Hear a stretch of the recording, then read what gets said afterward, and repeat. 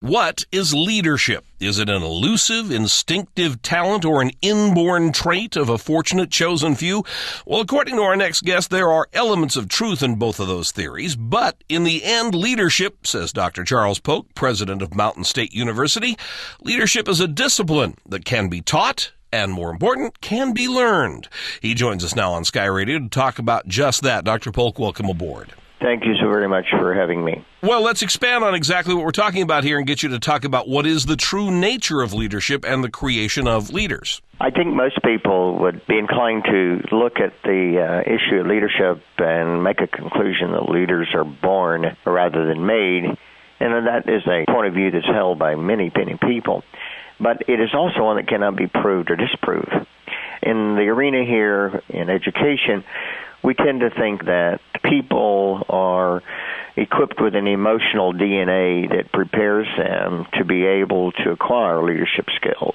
Now, you've written a book on the subject called Apex Thinking. Tell us about the title and about the book behind it. We wrote the book on Apex Thinking to give the reader a point of view that they normally do not get in normal classroom activity. Most people who write about leadership write about it strictly from the point of view of an outsider, not someone necessarily who has been in. And when I put together the idea of apex thinking, it was, what do you see leadership being if you view it from the top? There's a different perspective looking through an organization or looking up through an organization. And so apex thinking attempts to walk the reader through the real world of what particularly a CEO does in everyday life. We talk about leadership skills. We talk about the politics of leadership. We look at the relationships between CEOs and boards of directors. We look at the personal life and how that is influenced or impacted by the leadership role that one plays out in their everyday activities. And it is a more hands-on kind of an approach to exposing someone to what leadership is all about. Well, while we're talking about a real-world approach, you at Mountain State don't just theorize about teaching leadership. You offer a bachelor and a master's degree in it. Tell me about the school's approach. We take a behavioral approach in exposing people to leadership. We believe that leadership is not about numbers, but it is about people.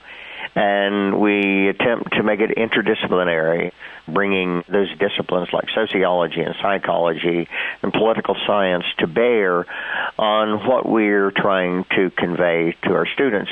We want them to not only understand themselves, we want them to understand other people. We want them to somehow get to understand the dynamics between the two. Leadership, after all, is very simple in context.